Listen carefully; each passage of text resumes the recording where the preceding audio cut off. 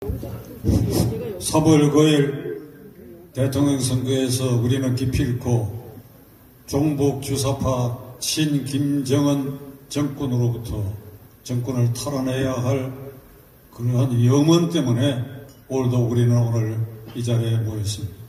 이제 대통령 선거일은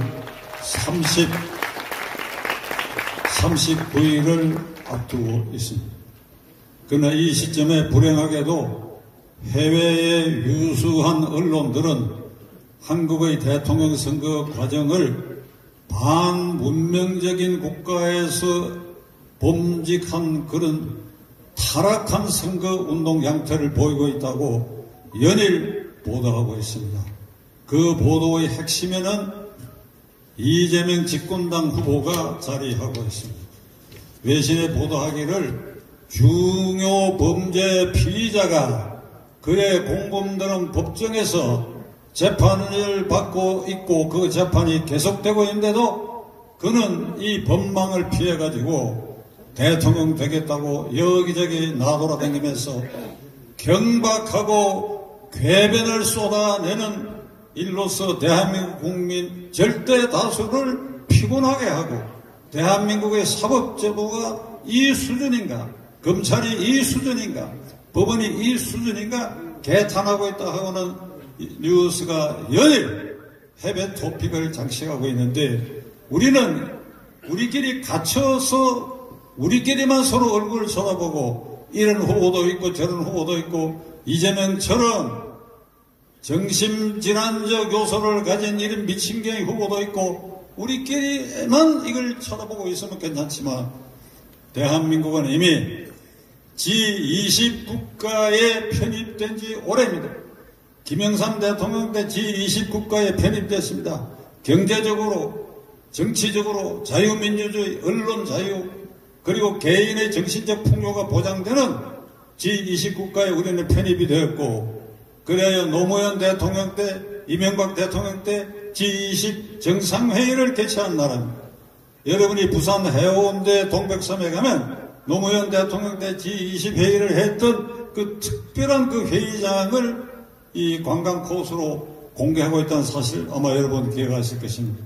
우리는 이미 G20 회의에 가담이 되어 있고 더 나아가 이 박근혜 대통령 때는 G7, G7 국가에 등극했습니다. 미국, 일본, 이태리, 영국, 프랑스, 독일, 그리고 코리아 이 7개 국가가 인구 5천만에 국민소득 3만 불 그리고 자유민주 체제를 유지하고 있고 개인의 인권이 보장되며 언론 자유가 보장되고 있는 이 G7 국가에 등극했는데 이런 문명권 국가에 등극한 나라에서 반문명적인 이런 선거 행태를 보이고 있는 거 그것도 집권당 후보에서 선도되고 있다는 이 사실은 국가의 수치고 3월 9일 엄정한 심판으로 압도적인 다수표로 이런 자를 패퇴시키는 것만이 해외에 대해서 대한민국이 문명국가가 분명하다는 증거를 보이는 길이 될 것입니다. CNN 보도 등에 의하면 아주 정말 낯뜨거운 부분 이렇게 보도하고 있습니다. 집권당 이재명 후보는 곳곳에서 내가 이번에 대통령에 당선되지 않으면 감옥에 간다고 얘기하고 눈물을 펑펑 쏟으면서 나를 감옥에 보내지 않으려면 나에게 투표해달라고 얘기한다라고 하는 것을 보도하고 있습니다. G20 국가, G7 국가 어느 나라의 대통령 선거에서 이런 후보를 볼 수 있겠습니까? 국가의 망신이고 창피한 일이 아닐 수가 없습니다. 그런 마땅히 우리가 패배시켜야 됩니다.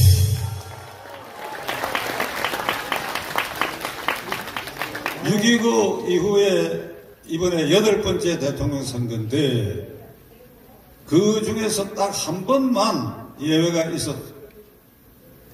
그 외에는 선거일 100일 전 현 시점에서 지지율이 5 내지 10%로 1위를 달리는 후보가 낙선한 예가 노무현, 이회창 대결 때 이회창 씨가 낙선한 경우 딱 한 번밖에 없습니다. 이회창 씨도 100일 전에는 노무현 후보보다도 10% 이상 훨씬 앞섰는데 마지막에 역전패했습니다. 그런데 지금 39일을 앞둔 이 시점에 이 지구를 떠나보내야 할 이재명 후보를 압도할 야당의 1위 후보, 2위 후보가 이 이재명 후보를 압도하지 못하고 있다.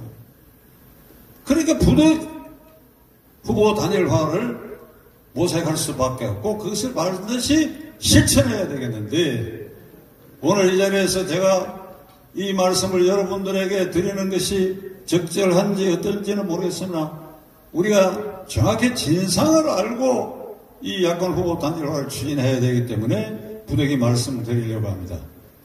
저는 이 순간에 국민의당 안철수 후보가 과연 진정 야권 후보냐 한 데 대해서 상당한 의문을 갖고 있어요. 그가 진정 야권 후보이냐? 다시 말씀드리면 그는 대통령 후보 나가겠다고 선언한 이후에 북한을 향해서 북한의 정체성에 대해서 그의 입으로 말한 일이 없습니다. 가령 박찬종식으로 종북 주사파 친김정은 정권을 타도하고 그래야 자유민주 질서를 회복할 것이며 그래야 내가 의사요 과학자로서 과학기술을 진행시키고 일련의 경제정책을 이렇게 개발시키겠다. 이렇게 말하면 이 사람도 야권 후보이고 단일화를 추진하는 한 주체로 인정해야 되겠는데 앞에 얘기는 한 일이 없어요. 여러분 기억하십니까? 김정은에 대해서 비판하거나 한 일이 없어요. 그저 돌아다니면서 나는 과학자고 기술자다. 그리고 이재명과 윤석열은 본인과 가족 문제에 있어서 흠결이 많다. 나는 깨끗하다. 국민의 비호감도가 이재명 안철수 대 나는 비호감도가 거의 없는 사람이다. 그러니 나를 찍으라. 요 소리만 했지 3월 대통령 선거에 종북주사파 친김정은 정권을 패배시키지 않고 그걸 연장시키면 이 나라에 어떤 불행한 일이 온다. 자유민주 질서 체제가 근본적으로 훼손될 뿐 아니라 그래 안철수 당신이 생각하는 과학기술 진흥 이거 다 소용없는 일이 될 것인데도 이 사람은 촐랑거리고 다니면서 요 얘기만 하고 다니고 있다.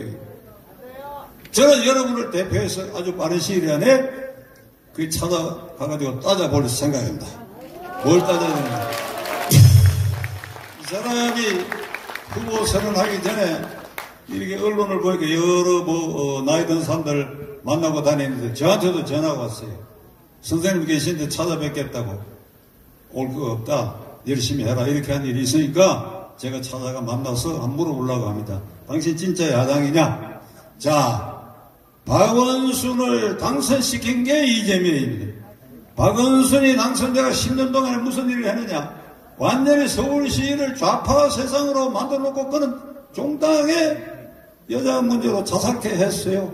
그게 다 안철수 때문에 박원순이 시장 됐고 서울시장이 좌파가 장악하게 됐고 오세훈 시장이 뭘 하려고 해도 90% 이상이 민주당 시의원이 장악하기 때문에 아무것도 못하게 돼요. 그리고 서울시에서 국민 혈세가 좌파 쪽으로 흘러들어가고 하게 한 게 장본인이 너다 이 말이야 안철수. 그리고 2012년 선거에도 말이지 2012년 선거에도 문재인하고 단일화해서 문재인이가 박근혜 후보에게 간발의 차이로 떨어졌지만 그러나 문재인으로 하여금 대통령 후보 반열에 올려세운 것도 너다 안철수. 그 다음에 2017년 대통령 선거에 촐랑거리고 나와가 결과가 어찌 되느냐. 홍준표 24, 안철수 너 20, 유승민 4, 너 셋을 합하면 48, 문재인 41. 그래서 너는 박원순이 당선시키고 문재인 2012년 후보 때 팔짱 깨고 지지해줬고 그래요. 다시 입후보해가지고 야당 표를 분열시켜서 문재인을 압도적으로 당선시켰지 않느냐. 그럼 너는 친여 인사지 어떻게 친야권 인사이냐 이 말이야. 그래, 좋아요. 어쩔 수 없이 후보 단일화의 대상으로 끌어들여야 할 것입니다. 그래서 논의 과정에서 또 뻗대고 또 나가고 또 어깃장 놓고 하면 전 목사님 말씀대로 이놈을 박살을 내버립니다. 제가 오늘 야구 방망이 하나 사갖고 올라오고 그러다가 안 사갖고 왔습니다. 저를 믿으십시오. 야, 안철수 박살을 냈는데 아니 터무니없이 박살낼 생각은 없습니다. 일단 말로 달래가지고 너희 진짜 야당이냐? 네 쪽으로 후보 단일화가 된다면 너는 종북 주사파 친 김정은 세력을 어떻게 다스릴 것이냐? 국민 앞에 맹세코 얘기해라. 그러고 후보 단일화 그 방법에 끼어들어가고 그런데도 또 어깃장 놓으면 한 30명 여러분 가운데 모셔가지고 제가 야구방망이를 30개 사서 이놈을 들고 가서 이놈을 치면 우리가 폭행죄가 되겠지만 너 이놈 일 갖고 우리 보듯이 네 종아리를 때려라. 종아리를. 박원순이 당선시킨 거 문재인 편의 선거 그리고 2017년에 문재인이 당선시킨 이게 반역사적인 이 죄가에 대해서 네 스스로 죄값을 치러보라고 얘기할 생각입니다. 우리는 단일화를 반드시 이겨낼 수 있습니다. 우리는 명분도 가지고 있고 실천적 힘도 가지고 있고 최후의 순간에는 박산종 이름으로 광화문에 집회 허가를 신청해서 코로나 금지에도 불구하고 우리 모두 거기 모여서 소리를 지르고 이 집회가 문제가 됐다 하면 이번에는 전광훈 목사가 아니라 박산종이가 감옥에 가야겠다고 하는 것을 나는 여러분에게 약속합니다. 이 시점에 이재명의 정신 상태를 참 이게 한번 진찰을 받아봐야 되겠는데 오늘 이 자리에는 정신과 전문의인 권영탁 박사가 이 자리에 와 계십니다. 어디 계신지 모르겠는데 평범한데 화면 일어서 손짓해봐요. 저의 신뢰하는 고등학교 후배고 모든 면에서 저의 건강을 챙겨주시는 주치이기도 합니다. 탁월한 정신과 있으니까 다음 기회에 이재명의 정신 상태를 한번 감정해보고 안철수도 이상한 짓을 하면 안철수의 정신 감정도 한번 해보지 합니다. 여러분 감사합니다. 네, 수고하셨습니다. 멋진 연설해주신 박찬중 위원장님께 다시 한번 박수를 보내주시기 바랍니다.